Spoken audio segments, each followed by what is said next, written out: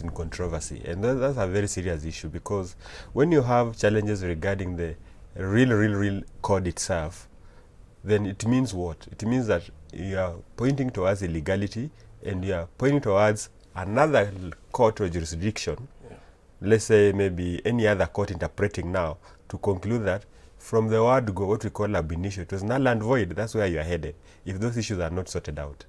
If you have questions of validity of a neck, then again you go to other football statutes that say who organizes elections. It should be a neck, and it should be other independent bodies. Yeah, and then the other question is,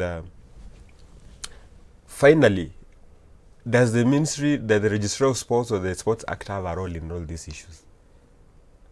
What's the place of the Sports Act? What's the place of the registrar? What's the place of government? So my opinion, actually, for me, I've held the view that we needed from the word go, especially after the initial nullification of the election, that, as Joel pointed out, where there were issues of the composition of the electoral board itself. From the word go, we should have sorted the issue right there.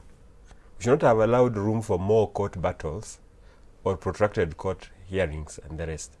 We should have had a stakeholders session in which the drivers of football in this country, and we know them, the drivers of sport in this country, we know them. One is the federation, two, the government, three, FIFA, and maybe now the SDT. Those four, what I can say, four frames of this whole issue should have been in a consultative fashion. You should have chosen the fashion of saying, now let us dress ourselves in consultation. Set up a consultation mode. Set up consultation gatherings, meetings, parameters, issues, you know.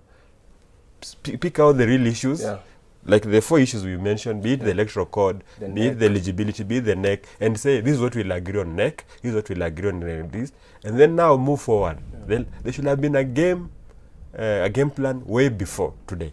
And your personal opinion as Robert Asembo, someone I who still has believe you'll end up there. Those four stakeholders will have, it will end up there. That's what I'm saying. So they are just postponing the problem. Or even their intervention. They are postponing the intervention, because eventually FIFA will have to come, the ministry will have to come, SDT will have to come, and the federation will have to come, and these other stakeholders will have to be represented somewhere. So you don't think the elections will be fair if they go with the four guys that have already submitted? They can have elections, but what will happen thereafter? Are we saying that this election being held will sort out the controversies? The answer is no. It will even heighten the controversies. And that's what is worrying me. And I have said that the key stakeholders who ought to have dealt with this matter way before, especially with the first signals of the nullification first, and the movement to this tribunal, and some petition in the High Court, and all those other movements, I think they ought to have intervened way before today.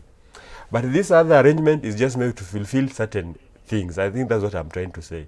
That, for example, maybe the electoral board wants to say, yes, we could even handle the election and we did it. Because the electoral board also doesn't want to come out and say, we are given some mandate, we are given some role to do, and we failed, we didn't do. So they are trying to say, make sure that they do election by all means. And then they know. And every election